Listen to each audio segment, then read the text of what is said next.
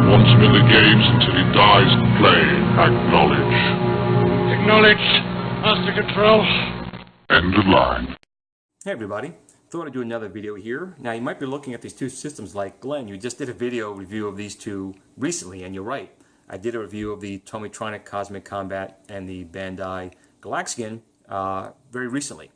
But in the video I mentioned another system that I had as a kid that I had broke and gotten rid of actually quite recently. And thinking back, I probably could have fixed it, and for some reason I didn't think about it and I ended up throwing it away. It was pristine in a box. And I was on eBay recently and I got a deal I just couldn't pass up. It is my system I'd gotten rid of, my Invader from Space. This was one that I always wanted as a kid. I got it here again in the box. And the system itself is in very, very good condition. And this is a machine I wanted, my very first Space Invaders clone back in the day, back in 1980. There was a store called Consumers, and I used to go to that store every weekend with my parents because it was in the catalog. And every time I went to go get it, they never had it in stock. For months, never had it in stock. And eventually I went to Sears with my parents, and they had the Cosmic Combat, and I had gotten that. And I enjoyed it. It was a fun game. And the Galaxian, obviously, I got later. But I had always wanted this, and it took maybe a year before Consumers actually had this in stock from what they showed in their catalog.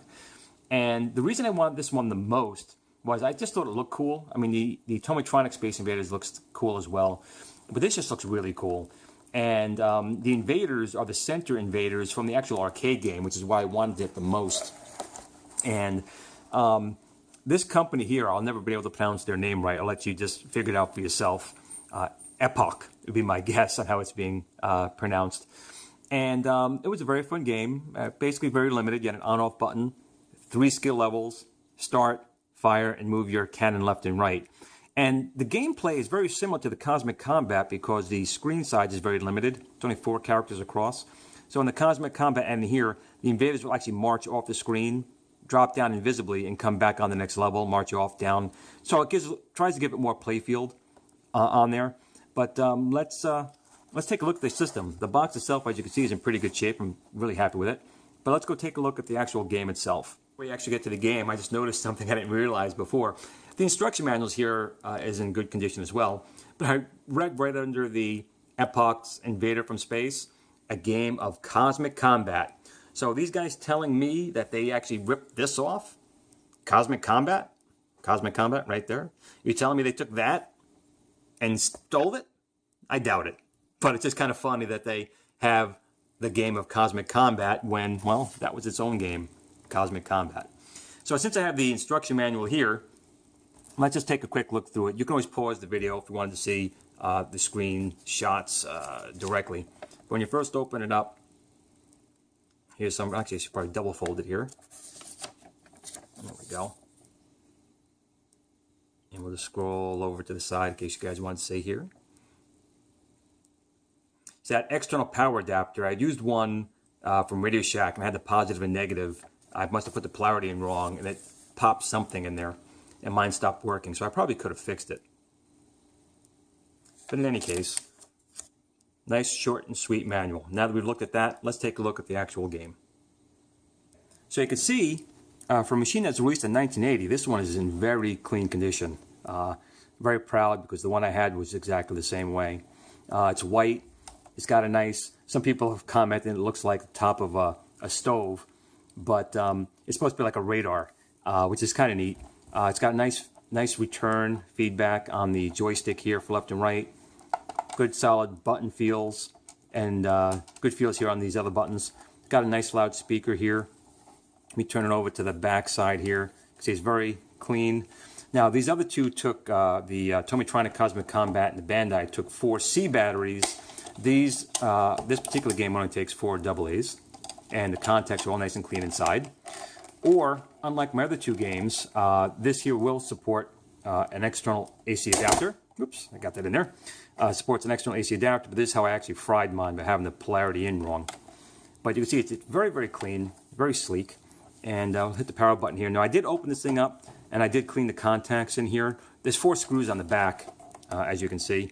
And it should have come apart easily, but this thing's so old, there's some foam in here that was very attached. And I don't want to damage anything, so I kind of bent it up just enough to get these out, clean the contacts.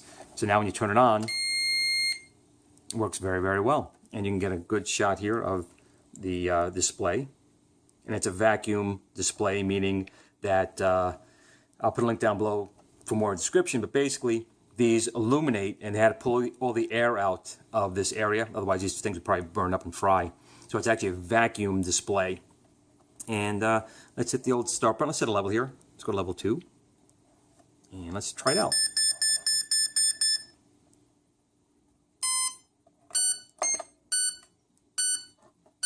Now, as you can see, the invaders do go off screen before they drop.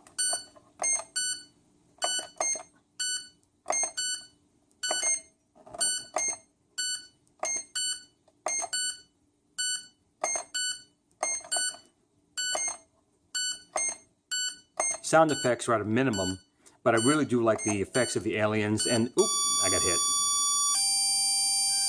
And the base ship itself, it just looks really neat.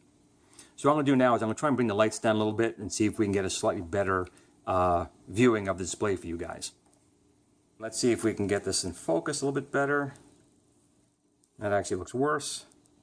There we go, and we'll start the game.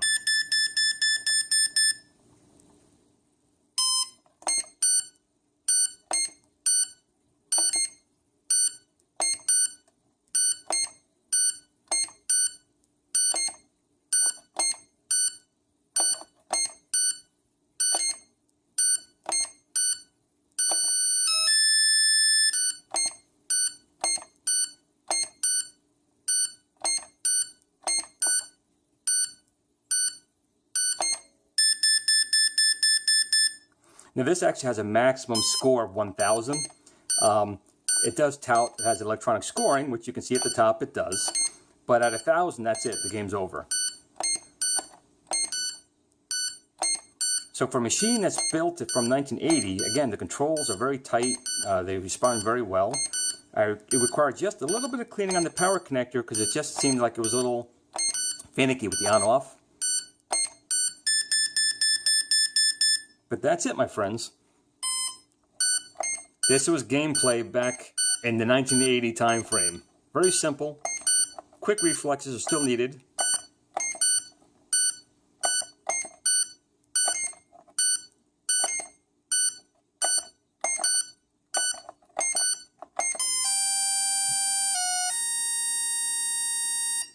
Oh, that's what happens when they land and they take over. They got you.